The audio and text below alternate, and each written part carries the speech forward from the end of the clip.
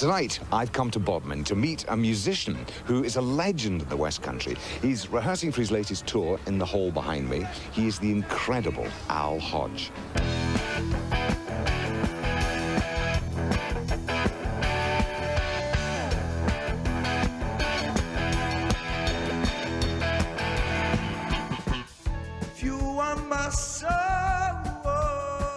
When did music first start in your life? Probably age 12. The Shadows were the first band that started me off, listening to Hank Marvin on the old radio. I thought, that's it, I don't want a paintbrush, because I wanted to be a painter or decorator, see. Right. I thought I wanted a guitar. So I begged my dad for a guitar, and he went up in Plymouth and bought me one.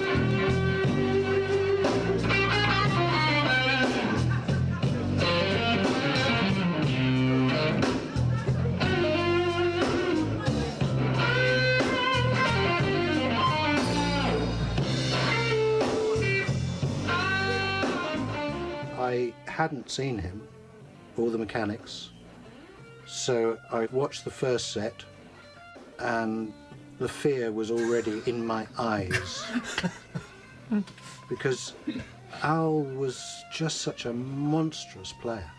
He was just absolute raw power to sublime, delicate touch. He was just a consummate player, and he would frighten any guitar player.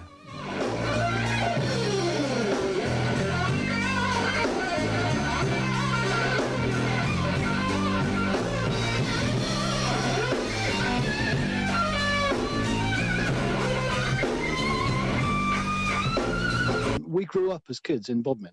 We played football together and all things like that, and the music came next. When Al went to secondary school, you know, he played that famous foot tapper thing. Yeah, he was 13 years old, but he was too young to be in the contests with the band. So he basically played lead guitar behind the curtain, and they won. He joined the Jaguars and was part of that. It was Beatles, it was Shadows, it was covers of the day. Al left then to go professional, and I took over on lead guitar from Al in the Jaguars. But he came back to Cornwall and joined the gin house because Dick gave him a job on the building sites. You know, we weren't just a group, it was a gang, really, you know, with the original double-wheeled transit mattresses in the back. He's so quick to learn things, you know. When he was playing in the Jaguars, we used to support big bands, and he'd stand there watching the guy, you know, the lead guitarist. Mrs. D. Pennington wanted some Eric Clapton, so did Bodmin. And then he'd go away and he could play it for the next day. Note perfect, you know.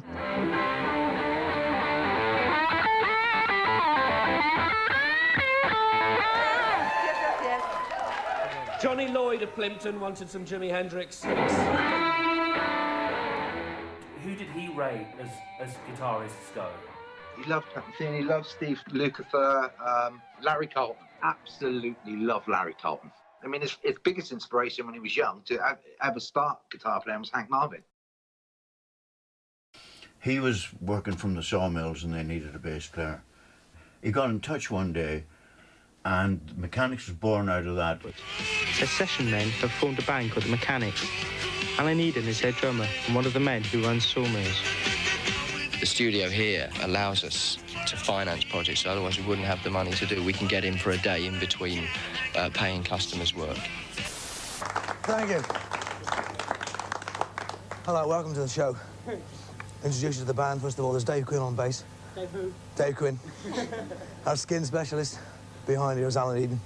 What sort of skins? I'm Big Al, collectively known as the Mechanics, so if you want an oil change, don't come to us. Catch you, listen to this. You were just 17, in between angelic and the slightly obscene, but just 17. Shame you're just a picture in a magazine.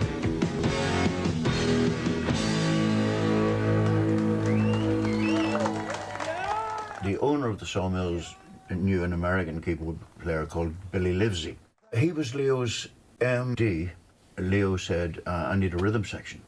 So Billy said, oh, I've just been recording with these guys that are called the Mechanics. He said you should give them a spin.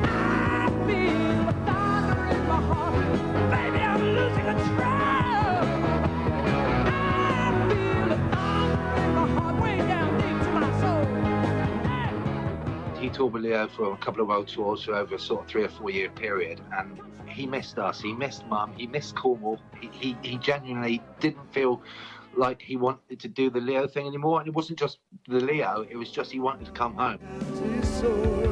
Al Hodge from Cornwall's been playing the local circuit for years, but not with this enthusiastic backing singer.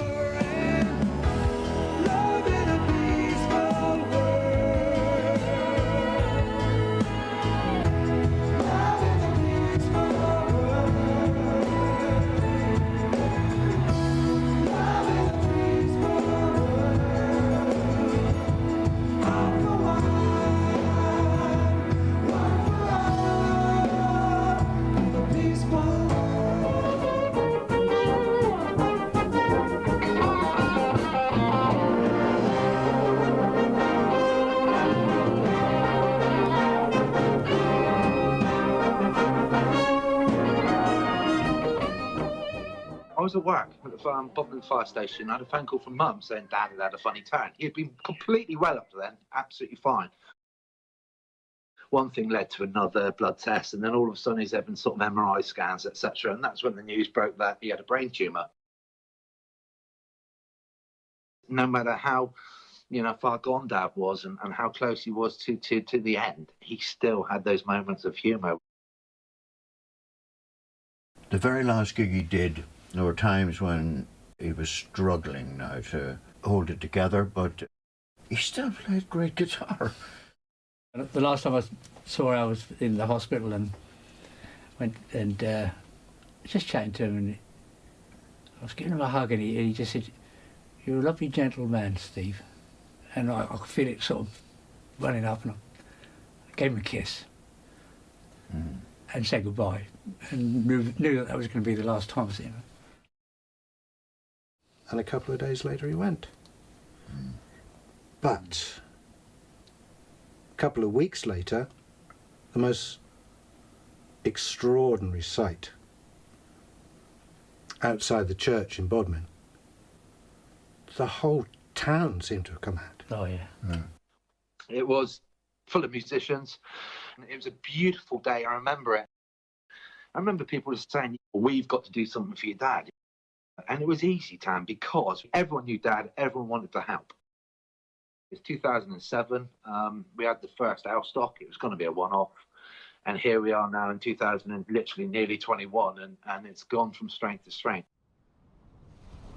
It's nothing better than being on stage and lights up and... Off you go? Yeah, great. I love it. Do you guys still play Mechanics songs together?